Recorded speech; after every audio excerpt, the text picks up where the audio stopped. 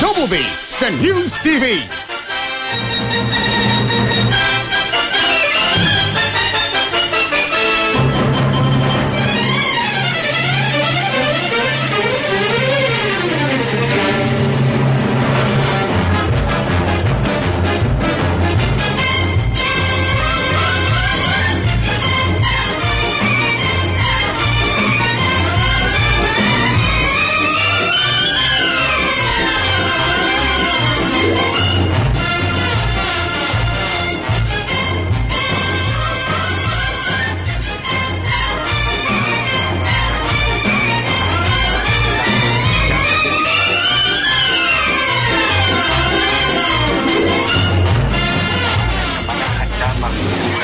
Paglalakad, ramdam yung solemnidad, ramdam yung talagang pagbibigay pugay dito sa kalihim na nag-iwan ng napakagandang ng legacy para sa mga Pilipino dahil na rin sa maraming magandang bagay na kanyang naitulong hindi lamang sa bahagi ng Naga kundi sa bahagi sa buong Pilipinas kung saan patuloy dito yung mga papuri, mga mensahe na ipinapadala sa mahal sa buhay ni Secretary Jess Robredo. Ilang hakbang na lamang yung kanilang layo mula sa cargo plane. Ito'y kulay puti na cargo plane na kinuha para maghatid sa mga labi ni o maglipad sa mga labi ni Secretary Jess Robredo. Unti-unti na silang umuumang patungo dun sa cargo plane. Konti na lamang yung kanilang distansya at sa ngayon ipinipihit na lamang nila unti-unti na isasakay sa bahagi nitong cargo plane na nasa bahagi ng runway nitong Naga Airport.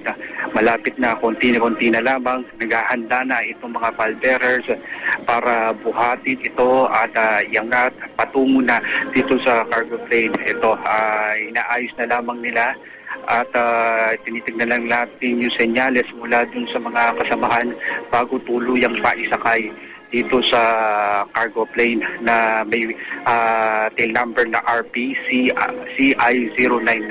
Lumapit na yung pinaka-opisyal na siya nagbibigay hudyat para buhatin. Ito, binubuhat na kasi nakamostra na sila sa pagbuhat. Tuloy na naibuhat itong casket ni Secretary.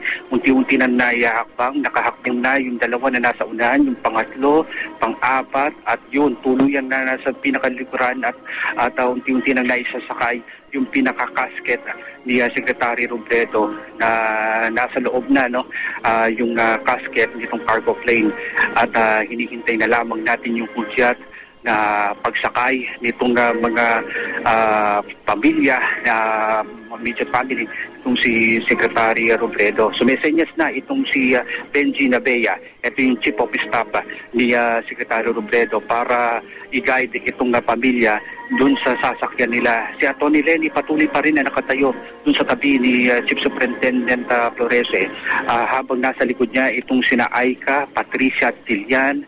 Hindi pa rin umaalis dun sa kanilang kinatatayuan hanggang sa mga oras ito habang yung ibang mga pamilya, miyembro ng pamilya ay gumalaw na patungo dito naman sa isa pang eroplano na nakataksi ngayon nandito sa bahagi ng Naga Airport at patungo sa Airfield Express. Bumaba na yung mga pallbearers, nagmamarcha dun sa pinakalikuran ng eroplano ng cargo plane at sila ay naghihintay ng hudyat para umalis at ito tinitingnan na lang natin para tuluyang sumampa rin sa eroplano itong pamilya ni Secretary Jess Robredo. Nakatingin pa rin itong si Atty. Lenny at yung kanyang mga anak at hinihintay lamang nila yung pinaka-instruction, pinaka-senyales na umakyat na sa loob nitong eroplano. Wala pa rin senyales. Nasa bandang kaliwa na o bandang kanan naman yung may hawak ng picture frame ni Secretary Jess Robredo, itong Chief of Staff ni Secretary Robredo na si Benji Nabea. Yung eroplano na Airfield Express na rin ko na pinapaandar na yung makina, lahat ay binibigyan ng ticket sa mga oras nito at hinihintay din natin sila na sumakay ng eroplano patungo sa bahagi ng Villamor Express. Hindi pa rin na Villamor Airbase, hindi pa rin umaalis sa pinakalikurang bahagi ng cargo plane. Itong pamilya, nakatayo pa rin sila hanggang sa mga oras nito. Si Atty. Lenny nakasuot ng kulay itim na damit. Si Aika nakasuot din ng kulay itim na damit. Si Patricia nakasuot ng kulay puti na damit. At yung bunso na si Jillian nakasuot din ng kulay itim na damit. May mga bumabang mga lalaki mula sa likurang bahagi ng cargo plane. Hinihintay lang natin sila kung sila yung nag-ayos, inayos yung pagkakalagay dun sa casket ni Secretary Robredo. Wala pa rin senyales na pinapasakay na itong pamilya ni Secretary Robredo. Sa mga oras na to, yung sikat ng araw kahit na nakakapaso, hindi gaanong nararamdaman dahil may malakas na bahagya yung hangin na nararamdaman dito sa bahagi ng Naga Airport. Yung unti-unti na pinapasakay dun sa Airfield Express, yung iba pang mga kamag-anak ni Secretary Robredo, nakikita ko si Butch Robredo, sumasakay na rin sa aeroplano yung kanya mga kapatid na sina Jenny at gayon na rin itong iba pa ay mga pamangkin, sumasakay na rin dito sa airport o sa aeroplano ng Airfield Express at pinapaandar na rin itong makina. Pero itong sa likurang bahagi ng Airfield Express, yung cargo plane, hindi pa rin gumagalaw. Ito, unti-unti nang humahakbang itong sina Atty. Lenny, si Chief Superintendent Flores, at gayon na rin itong sina Aika, Patricia at itong si Jillian papasok, umaakyat na dito sa cargo plane. Nasa likod nila itong si Benji Nabea, ang Chief of Staff ni Secretary Robredo. At tuluyan na nakaakyat sa loob na ng cargo plane. Itong buong pamilya, magkakasama na sila sa loob ng cargo plane at hinihintay na lamang na isara yung pinakalikang bahagi ng cargo plane. Bumaba na rin itong si Chief Superintendent Flores, patuloy pa rin sila na nakatayo sa likuran at naghihintay ng hudyat na tuluyang maisara. At yun, sumaludo pa itong mga pulis sa mga oras ito. Nakasaludo sila habang unti-unting sumasara yung pinakapintuan sa likuran ng cargo plane at hindi nila ibinababa yung kanilang kamay habang unti-unting sumasara itong pintuan.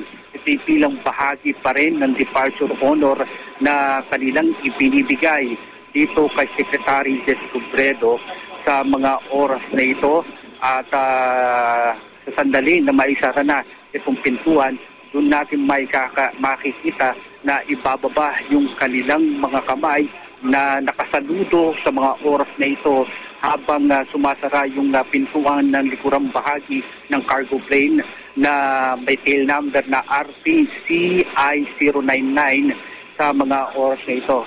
Konting sandali na lamang tuluyan ng maisasara yung pinakapintuan sa likurang bahagi ng cargo plane. Ini-inspection na lamang yung isa sa mga crew sa mga oras na ito, itong cargo plane, private cargo plane na ito na kinuha para sa pagkakataong ito na paghahatid, paglilipad sa mga labig ni Secretary Robredo. Tuluyan ng naisara, hinihintay na lamang natin yung command o yung hudyat mula sa pinuno ng PNP na naririto ngayon sa panguna ni Chief Superintendent Flores na ibaba yung kanilang mga kamay habang tuluyan ng naisara itong pintuan ng cargo plane na naririto sa bahagi ng Naga Airport. Samantala, tuluyan na rin na naisakay lahat ng immediate family. Tinitingnan lang natin kung hindi lang natin napansin kung nakasakay na rin itong mga opisyal ng gobyerno, sina Secretary Ricky Carandang, sina Secretary Edwin Lacerda, sina Secretary Laila de Lima. Sa mga oras na to, unti-unti nang umaalis yung mga opisyal ng BGMP, PNP at BFP na naging pallbearers mula dun sa pinakalikurang bahagi ng cargo plane. Senyales na ito na anumang oras mula ngayon ay tuluyan ng lilipad itong dalawang eroplano na nirito sa bahagi ng Naga Airport. Isang Airfield Express commercial plane at isang cargo plane na sa ngayon ay hinihintay na lamang natin na umalis dito sa bahagi ng Naga Airport. Nakaalis na, tuluyan, nasa gilid na ngayon itong mga pallbearers, yung mga miyembro ng PNP Escort and Honor ay patuloy pa rin na nakatayo dito sa harapan ng Naga Airport, malapit sa dito sa pinaka-arrival at departure area. Unti-unti lang sinesenyasan ng mga miyembro ng MARO, itong mga kagawad ng media, senyales na kailangan na naming tumabi mula dun sa kinilalagyan namin kanina. Udyat naman na palipad na, paalis na itong mga aeroplano. Unti nang umandar na yung LC ng cargo plane, yung isang LC ng cargo plane na kinalulunanan itong sina Secretary mga labi ni Secretary Robledo, ang kanyang pamilya, may bahay na si Atty. Lenny, yung kanyang mga anak na si Aika, Patricia at Lilian. Anumang sandali mula ngayon na Mike ay lilipad na itong mga aeroplano dahil kiniklear na itong lugar, pinapaalis na yung mga kagawad ng media dito sa aming kinilalagyan. Mamaya, abangan na lang ng mga kasamahan natin sa bahagi ng Villamor Air Base yung pagdating nitong mga aeroplano dito sa bahagi ng Naga Airport. Ayong Kapuso, Alang Gatos ng GMA Super Radio. Sandali, may